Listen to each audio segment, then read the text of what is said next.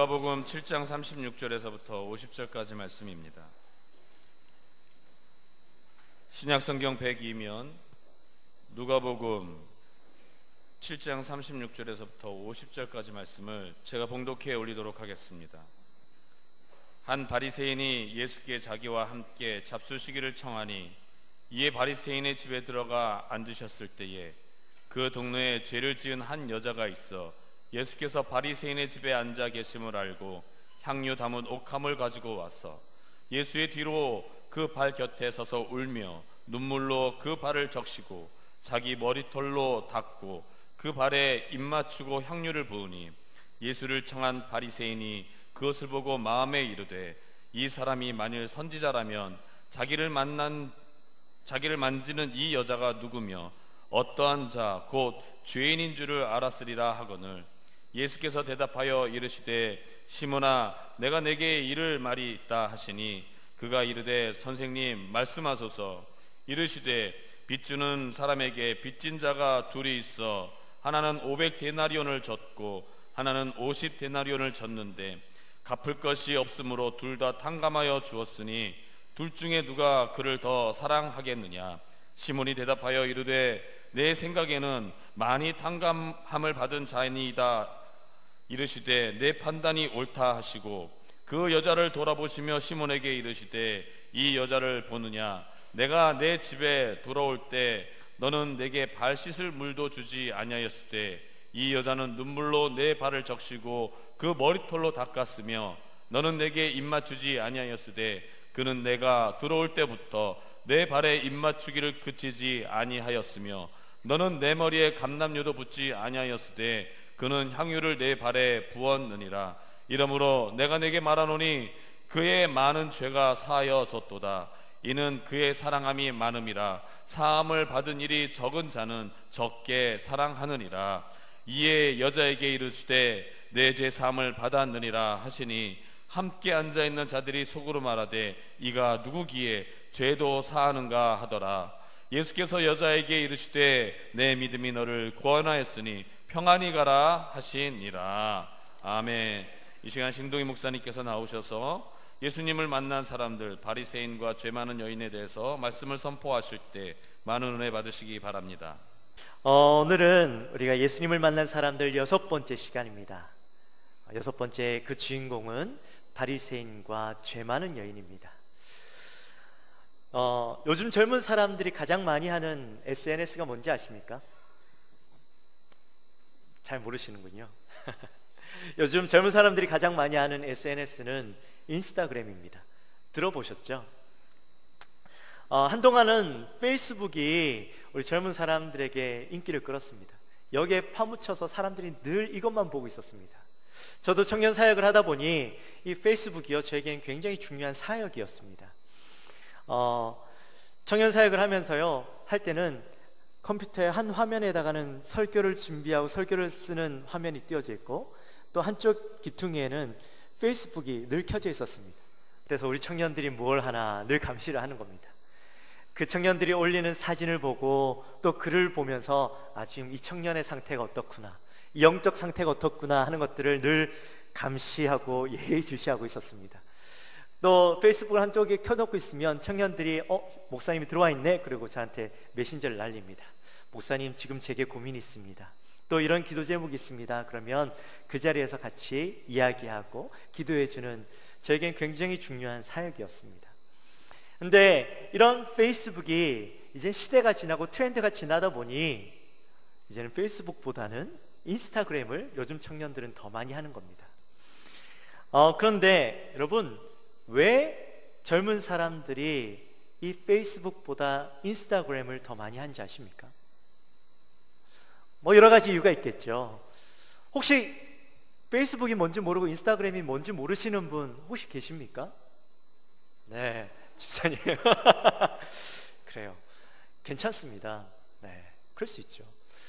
그런데 제가 잠깐 소개해드리겠습니다. 페이스북은 관계를 중요하게 생각하는 그런 SNS입니다. 그래서 내가 아는 사람, 잘 아는 사람들과 친구 맺기도 하지만 잘 알지 못하더라도 이 사람이 나의 관심과 나의 생각이 뭔가 좀 비슷하고 또 이 사람의 글들을 보니 내가 이 사람과 친구가 되고 싶어 해서 그 사람에게 친구 신청을 합니다. 그러면 이 상대방은 친구를 할 것인지 말 것인지 결정을 하죠. 그래서 친구 하겠다라고 하면, 허락하면 이 사람과 친구가 되어지는 겁니다. 그러면 온라인상에서 같이 대화하기도 하고 자기의 글을 보며 서로 대화하기도 하고 그렇게 해서 내 인간의 관계를 그 커뮤니티의 폭을 넓혀 나가는 겁니다. 그런데 인스타그램은 좀 다르죠. 인스타그램은 내가 이 사람의 글에 또 이 사람의 사진에 관심 있으면 내가 팔로우를 하는 겁니다. 나는 이 사람을 팔로우해야지. 그리고 클릭하면 이 사람의 글과 사진들을 볼 수 있습니다. 그런데 상대방도 나를 팔로우하느냐, 이거는 본인이 결정하는 거예요. 내가 이 사람을 선택하더라도 상대방이 나를 선택하지 않을 수 있습니다. 그러니까 일방적인 관계가 되어지는 것이죠. 뭐 어떤 사람들은 쌍방의 관계가 될 수 있겠지만 일방적인 관계가 되는 겁니다. 그러다 보니 이 인스타그램은 별로 상대방을 생각하지 않고도 할 수 있는 거예요. 다른 사람을 신경 쓰지 않습니다. 내 감정, 내 생각에 더 치중을 할 수 있죠. 그리고 사람들에게 보여지는 모습에 더 치중하게 됩니다. 남의 감정보다는 철저하게 개인주의적이고 또 이기주의적인 어떤 모습들이 이 안에 보면 들어있죠. 그리고 자신의 포장하는 것에 익숙합니다. 포장되어진 자신의 모습을 늘 남들에게 보여주고 그것이 계속되다 보니 이게 꼭 나의 모습처럼, 그것이 꼭 나인 것처럼 사람들은 오해하고 살아간다는 거죠. 그게 오늘날 사람들의 모습입니다. 꼭 인스타그램을 하지 않아도 사실은 우리의 모습 속에 이런 모습이 들어있죠. 오늘날의 사람들의 모습을 단편적으로 보여주는 것이 아마 인스타그램이 아닐까라는 생각이 들었습니다. 근데 여러분, 이런 모습이 그런 SNS만 있는 것이 아니죠. 우리의 신앙생활 속에서도 이런 모습이 있습니다. 여러분은 얼마나 정직하게 바르게 신앙생활을 하고 있다고 생각하십니까? 여러분의 모습을 얼마나 드러내놓고 신앙생활을 하고 있다고 생각하십니까? 우리의 모습을 가만히 지켜보고 있으면 예배에 나와 있는 내 모습, 내가 교회를 섬길 때에, 내가 봉사할 때에 내가 정말 열정적으로 하나님을 섬긴다고 생각하고 또 내가 성도들과의 관계 속에서 내 모습이 진짜 내 모습이라고 생각하십니까? 아니면 포장되어진 나의 모습이라고 생각하십니까? 그런 고민 해보신 적 없으시죠? 우리가 신앙생활을 하다 보면 남들에게 보여지기 위해서 신앙생활을 할 때가 있죠. 많죠. 그 모습이 그런데 나의 신앙 모습, 내 신앙의 모습, 내 진짜 신앙인의 모습이라고 생각하고 살아간다라는 겁니다. 그런데 그게 아니죠. 우리의 진짜 모습은 말씀 앞에서 완전히 바퀴가 벗겨졌을 때에 내가 얼마나 악한 사람인지, 내가 얼마나 부족한 사람인지 드러났을 때에 진짜 우리는 신앙생활을 할 수 있는 겁니다. 내가 얼마나 하찮은 존재인지, 내가 얼마나 죄인인지 깨달아질 때 우리는 진짜 생활을 할 수 있는데, 우리가 신앙생활을 하다 보니 그 모습, 사람들에게 보여지고 내가 남들 앞에서 나타나는 모습이 내 신앙생활이 아닌가라고 생각하고 살아간다는 거죠. 오늘 본문은 시몬이라는 바리새인이 예수님을 자신의 집에 초대해서 함께 식사의 자리를 갖는 모습에서부터 시작되어집니다. 시몬이라고 하니까 많은 사람들이 오해할 수 있을 것 같아요. 시몬 베드로? 이렇게 오해할 것 같아요. 성도님 보니까 별로 오해 안 했다라는 표정이신데, 옛날에는 이 시몬이라는 이름이 굉장히 흔한 이름이었습니다. 그래서 많은 사람들이 사용했었죠. 옛날 같으면 영희와 철수, 한반에도 영희와 철수가 많았죠. 오늘날에는 하은이가 얼마나 많은지 모릅니다. 그렇죠? 우리 교회만 해도 하은이가 그렇게 많아요. 저기 위에도 하은이가 있는데, 또 뭐 저희 집에도 하율이 예율이지만 인터넷에 하율이 예율이 치니까요, 유튜브에 얼마나 많은 하은이와 예율이가 있는지 모릅니다. 그렇게 이름도 트렌드가 있는 것 같아요. 근데 이 시대에도 많은 시몬이 존재했던 것 같아요. 근데 이 바리새인이었던 시몬이 예수님을 초대해서 식사의 자리에 함께 했던 겁니다. 근데 여러분 아시는 바와 같이 바리새인은 예수님과 별로 친하지 않았습니다.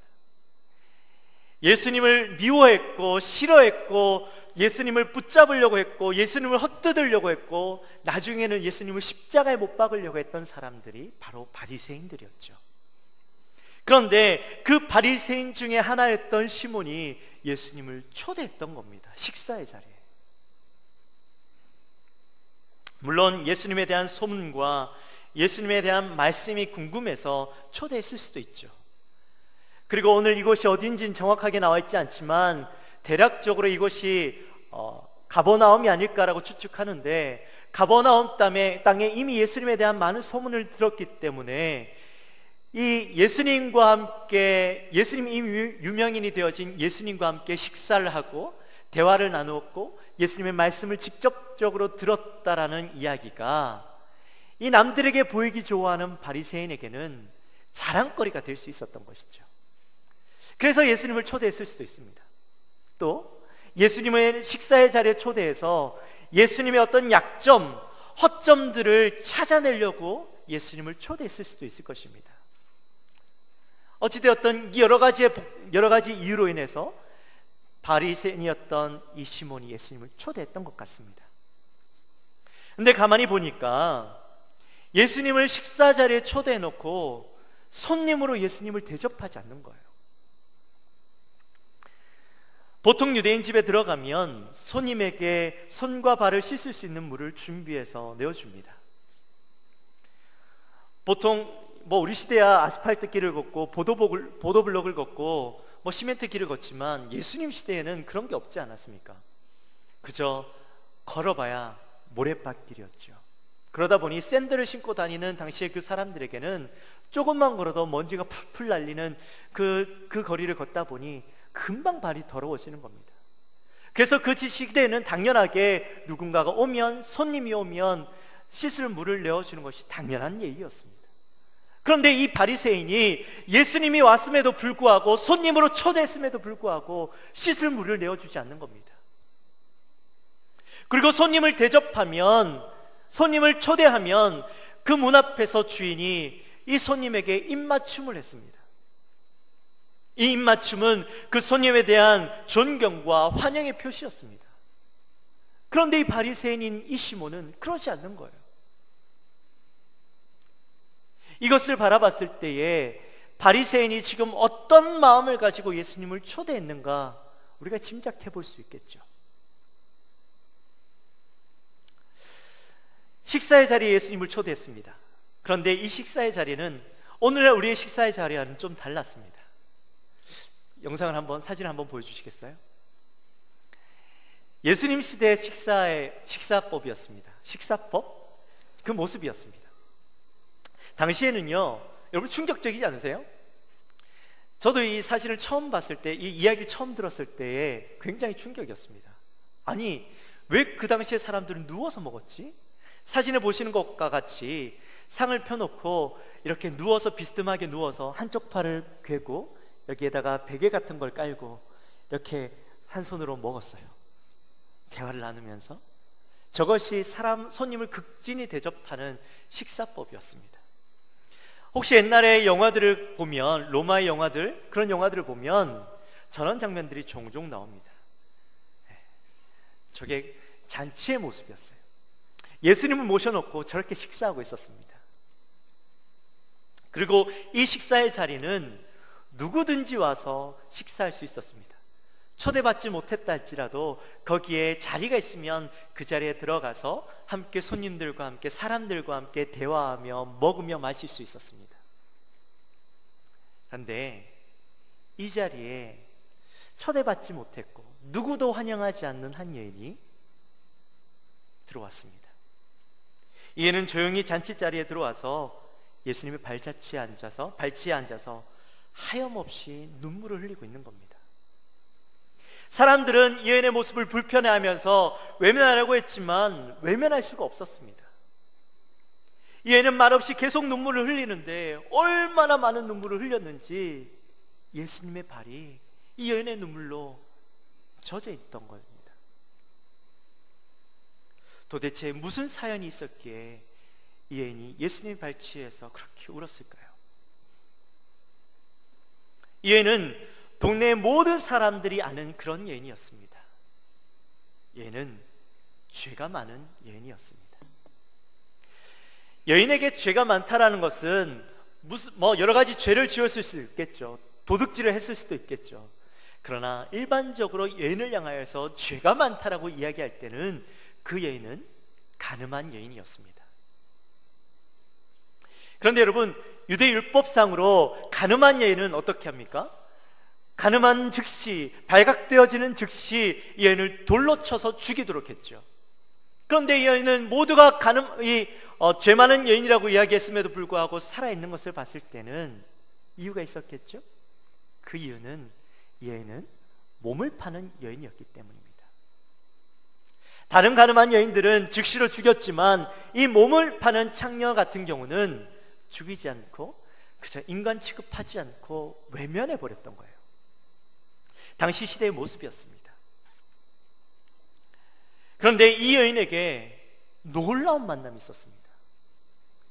성경은 이 여인이 예수님을 찾아오기까지 어떤 사건이 있었는지 우리에게 정확하게 표현해주고 있지 않지만, 그러나 우리가 상황을 유추해 봤을 때에 이 여인은 지금 이 자리에 오기 이전에 이미 예수님을 만났던 거예요. 예수님을 만나고 예수님으로부터 이야기를 들었던 겁니다. 예수님의 말씀을 들었습니다.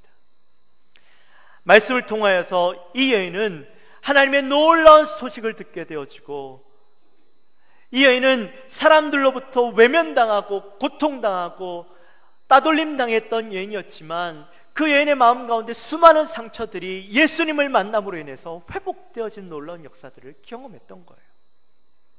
아무도 자기를 바라봐 주지 않았던 그 인생 가운데 예수님은 하나님 나라의 이야기로 인해서 회복과 치료의 말씀들을 주셨던 겁니다. 우리 잘 아시죠?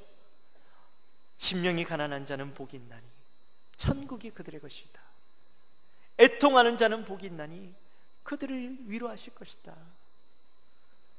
그 하나님의 말씀이, 하나님 나라의 말씀이 이 여인의 가슴 가운데 들어갔던 겁니다. 따돌림 당하고 외면받던 그 인생이 회복되어지는 놀라운 역사가 일어났던 거예요. 평소 같으면 감히 들어올 수 없었고 들어올 생각도 안 했을 그런 바리새인의 집이었는데, 이 여인은 하나님으로부터 받은, 예수님으로 받은 그 놀라운 사랑과 은혜 때문에 주체할 수 없어서 이 바리새인의 집에 들어갔던 겁니다. 예수님을 만나기 위해서. 이 여인이 집에 들어왔을 때 사람들이요 그냥 보지 않았겠죠. 아니, 저 사람이 우리 집에 왜 오지? 이곳에 왜 들어오지? 경멸하는 시선과 수근거림과 무시하는 눈빛을 이겨내면서 주님 앞에 나아갔던 것입니다. 여인이 앉아서 눈물을 흘리면서 눈물로 발을 적셨고 한참 운 뒤에 젖은 발을 자신의 머리털로 닦아내기 시작합니다. 여러분, 머리털은 여인의 상징이죠. 당시 시대만 해도 여인이 사람들 앞에서 머리 푼다라는 것은 굉장히 수치였습니다. 절대로 머리를 풀지 않았습니다. 머리를 가리고 다녔습니다. 그런데 이 여인은 그런 부끄러움에도 불구하고 자신의 머리털을 풀어서 예수님의 발을 닦기 시작한 거예요. 그리고 여인에게 있어서 가장 소중한 향유를 예수님의 발에 부어드렸습니다. 원래 향유는 발에 붓는 것이 아니죠. 어디에 붓습니까? 머리에 붓잖아요. 머리에 부어서 그 향유의 기름이 온 몸을 적시고 흘러타고 내려서 그 아름다운 향내가 이 여인의 온 몸에서 흘러낼 수 있도록, 여인의 그 향내가 온 몸에서 나올 수 있도록 그렇게 머리에 부었습니다. 그런데 이 여인은 예수님의 발에 붓는 거예요. 원래 향유는 여인들에게 있어서 가장 소중한 물건이었습니다. 거의 모든 여인들은 어릴 때부터 이 향유를 모으기 시작해요. 그래서 나중에 시집 갈 때에 그 향유를 자기의 몸에 부어서 가장 그날 아름다운 여인으로, 가장 향기나는 여인으로, 남자에게 가장 사랑받을 수 있는 여인으로 자신을 준비시키기 위해서 평생을 모아서 준비하는 것이 바로 이 향유입니다. 그런데 여러분, 성경에 보면 또 다른 향유를 부은, 예수님에게 향유를 부은 여인이 나오지요. 그 여인은 예수님의 머리에 그 향유를 부었습니다. 그런데 그 향유의 값이 얼마라고 이야기해요? 300데나리온 정도 된다라고 이야기하죠. 여러분, 여인이 300데나리온 정도의 향유를 모으려면 얼마나 모으고 모아야 되겠습니까? 이 여인의 전 재산과 같은 것이었고 그 여인의 전부와 같은 것을 예수님에게 부어드렸던 거예요. 오늘 본문에 나타나 있는 이 여인도 자신의 모든 것을 하나님 앞에, 예수님 앞에 부어드린 거예요. 자신의 가치, 자신의 모든 것을 예수님 앞에 내어드렸던 것입니다.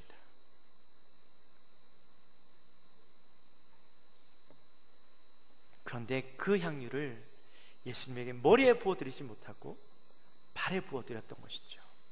감히 머리에 부어드릴 수 있는 용기도 자신감도 없었던 겁니다. 사랑하는 성도 여러분, 예수님을 경험하면 이렇게 놀라운 변화가 일어납니다. 우리의 죄가 크고 감히 사람들로부터 용서받을 수 없고 사람들이 나를 무시하고 죄인이라고 이야기할지라도 우리가 주님 앞에 서면, 주님을 만나면, 하나님의 놀라운 사랑을 경험하면 우리의 인생 가운데 놀라운 변화가 일어나는 겁니다. 왜냐하면 죄로 옥눌린 모든 것을 깨끗하게 벗어버릴 수 있게 할 수 있는 능력이 예수님에게 있기 때문입니다. 그런데 그 모습을 지켜보고 있던 이 바리새인 시몬이 마음속으로 이렇게 생각합니다. 이 사람이 만일 선지자라면 자기를 만지는 이 여자가 누구며 어떠한 자인지 곧 죄인인 줄 알았으리라, 그렇게 생각을 하죠.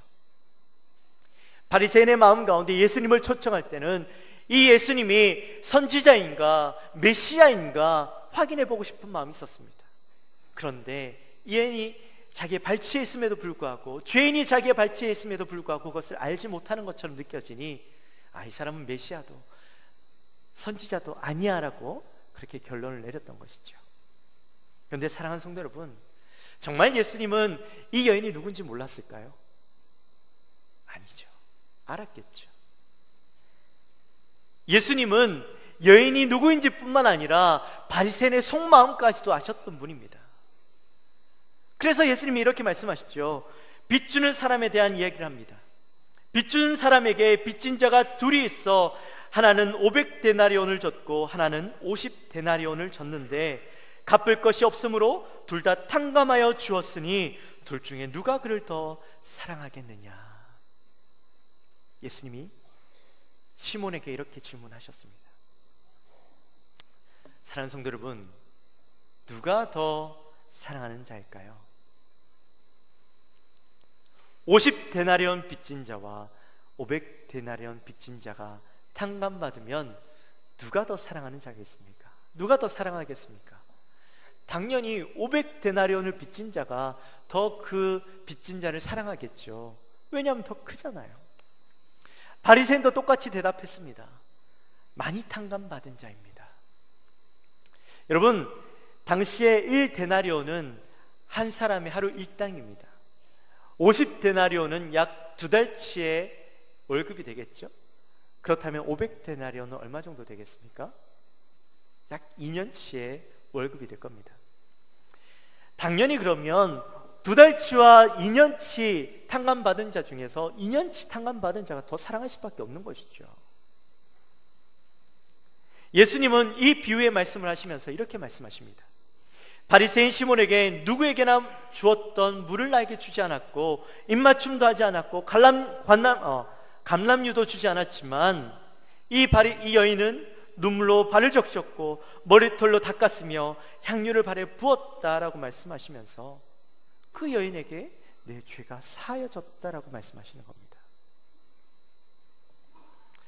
여러분, 이 비유의 말씀대로라면 여인은 500데나리온 탕감받은 자이겠죠.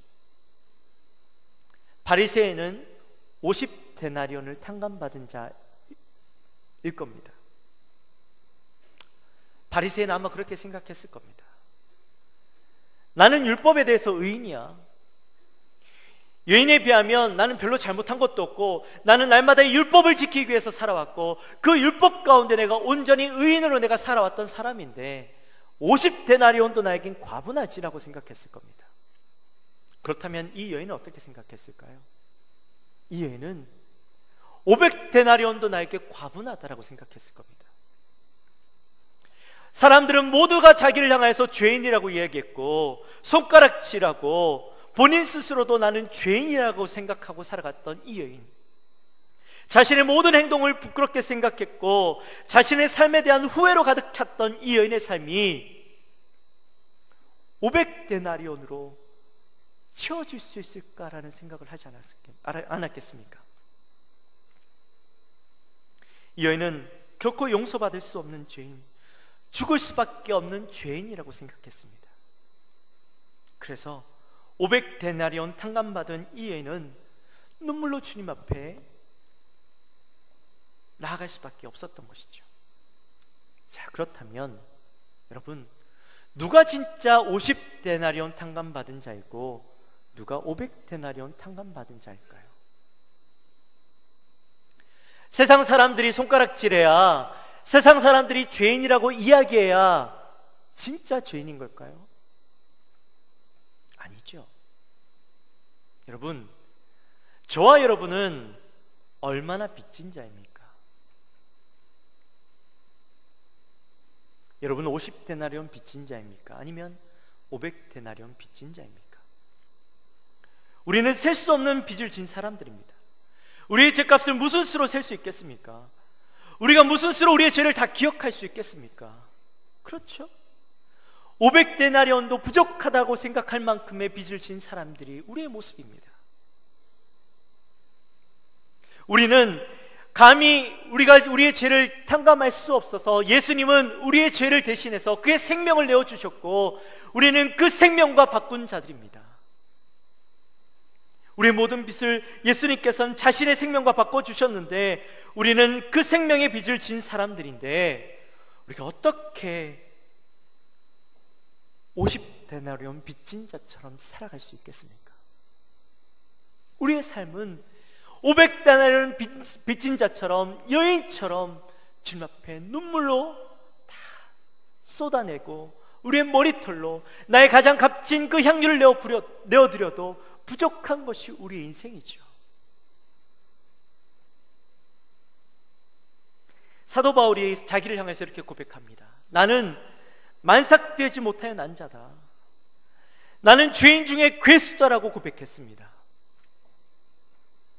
바울이 산 인생을 보면 복음을 위해서 산 인생이었음에도 불구하고 이렇게밖에 고백할 수 없었던 이유는 내가 주를 위해서 평생 수고하고 고생하였지만 그럼에도 불구하고 내가 빚진 예수 그리스도의 그 은혜에 빚지고 사랑에 빚진 것이 다 갚아질 수 없다라고 고백했던 것이죠. 제가 지난주에 바울이라는 영화를 봤습니다.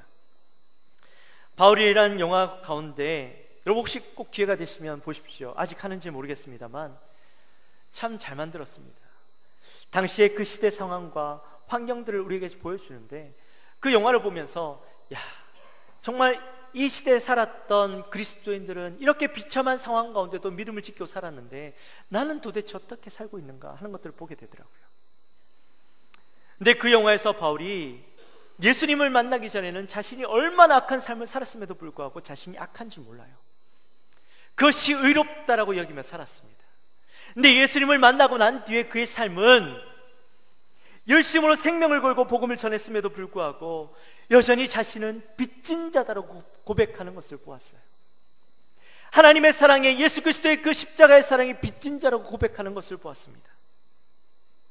그것을 보면서 나는 사도 바울은 저렇게 살았음에도 불구하고 빚진 자라고 고백하고 살아가는데 나는 얼마나 빚진 자의 모습을 가지고 살아가고 있는가. 하는 것을 다시 생각하게 되었습니다. 사랑하는 성도 여러분, 여러분은 얼만큼 빚진 자의 삶을 살아가고 있습니까? 그래, 내가 죄인인 것 알아. 하지만 그래도 내 나름대로 신앙생활 잘하고 있고 믿음생활 잘하고 있고 남들보다 비교했을 때 난 좀 나아라고 생각하고 살아가십니까? 아니면 내 모습을 바라봤을 때에 너무나도 초라하고 부끄럽고 내가 주님 앞에 설 수 없는 자라고 생각하며 내가 주님 앞에 모든 것을 내어드려도 나는 부족해 라고 생각하고 살아가고 있는 인생을 살고 계십니까? 여러분의 모습 속에서 얼만큼 빚진 자의 모습으로 살아가고 있으십니까? 사랑하는 성도 여러분, 여인의 모습이 우리의 모습이 되어지기를 주님의 이름으로 축원합니다. 말씀 앞에서 철저하게 드러나고 내가 은혜 아니면 살 수 없는 자라고 눈물로 고백할 수 있는 저와 여러분이 되시기를 주님의 이름으로 축원합니다. 그렇게 주님 앞에 고백할 때에 이 여인이 어떤 은혜를 받았습니까? 예수님께서 이 여인을 향하여서 내 죄사함이 나았다, 내가 죄사함을 받았다라고 고백하지 않습니까? 그리고 그 여인을 향하여서 내가 내 믿음이 너를 구원하였으니 평안히 가라라고 말씀하시는 음성이 이 여인에게 들려지지 않았습니까? 사랑하는 성도 여러분, 이 여인이 주님 앞에 나아갈 때에 눈물로 자기의 믿음을 고백할 때에 죄사함의 은혜를 부어주셨습니다. 회복의 은혜를 부어주셨습니다. 예수님이 그 여인을 향하여서 평안히 가라, Go in peace, peace be with you. 그 평안이, 주님이 주시는 평안이, 하나님이 주시는 평안이 너의 인생 가운데 함께 할 것이다 라고 말씀하지 않으십니까? 여러분, 우리의 모습을 내어놓고 우리의 부족함, 우리의 연약함, 우리의 죄악됨을 주님 앞에 고백하며 나는 그럼에도 불구하고 나는 부족한 자입니다, 주님 앞에 내 향욕함을 깨어드림에도 불구하고 나는 부족한 죄인입니다, 사랑의 빚진 자입니다 라고 고백하며 주님 앞에 나아갈 때 저와 여러분을 향하여서 그래, 내 믿음이 너를 구원했다, 죄 사함을 얻었다, 평안히 가라, 하나님의 평안이 너희와 함께 하실 것이다 라고 말씀하시는 그 은혜가 여러분들에게 누려지시기를 주님의 이름으로 축원합니다. 주님이 주시는 평안은요, 세상의 그 어떤 평안과도 비교할 수 없는 평안입니다. 그 세상이 줄 수 없는 평안이 우리에게 누려지면 우리가 이 땅에서의 삶이 어렵고 힘들다 할지라도 그 인생 가운데 천국이 누려지는 것입니다. 그 천국이 누려지면 우리에게 어려움이 있고 고통이 있고 힘든 삶이 있다 할지라도 초대교회 신앙을 가지고 살아갔던 그 믿음이 끝까지 믿음을 지켜낼 수 있었던 것처럼 우리도 오늘날 그 주님과 함께 평안을 누리며 살아감으로 우리 삶 가운데 승리가 누려지는 것입니다. 여러분, 그 삶이 저와 여러분에게 있게 되어지기를 주님의 이름으로 축원합니다. 여러분, 이 시간 우리 함께 한 목소리를 찬양했으면 좋겠습니다. 여인의 고백이 내 고백이 되도록 우리 함께 찬양합시다. 내가 주인 삼은 모든 건 내려놓고 내 주 되신 주 앞에 나가 내가 사랑했던 모든 건 내려놓고 주님만 사랑해. 다시 한번 내가 주인 삼은 모든 건 내려놓고 내 주 되신 주 앞에 나가 내가 사랑했던 모든 건 내려놓고 주님만 사랑해. 아멘. 주 사랑 거친 풍랑에도 깊은 바다처럼 나를 잠잠케 해. 주 사랑 내 영혼의 반석 그 사랑 위에서 주 사랑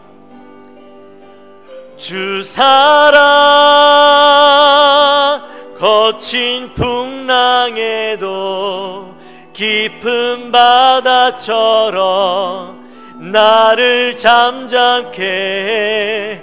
주 사랑 내 영혼의 반석, 그 사랑 위에 서리. 할렐루야. 우리 함께 기도합시다. 하나님, 나에게도 이 여인과 같은 믿음을 허락하여 주옵소서. 나도 그 여인과 같은 믿음을 경험하게 하시고 사랑을 경험하게 하시고, 그 사랑 가운데 내가 주님 앞에 눈물로 발을 씻어드리고 내 머리털로 주님의 발을 닦아드리고 내 온갖 향기를 다 주님 앞에 드려도, 그럼에도 불구하고 주님, 내가 주님 앞에 드릴 것이 부족하고 내가 주님 앞에 여전히 빚진 자입니다 고백하는 우리 인생이 되게 하여 주옵소서. 그래야 할 때에 주님이 나에게 부어주시는 그 놀라운 사랑과 평안이 나의 삶 가운데 누려지게 하여 주옵소서. 우리 마음을 가지고 함께 기도하며 나가시겠습니다. 기도하시겠습니다.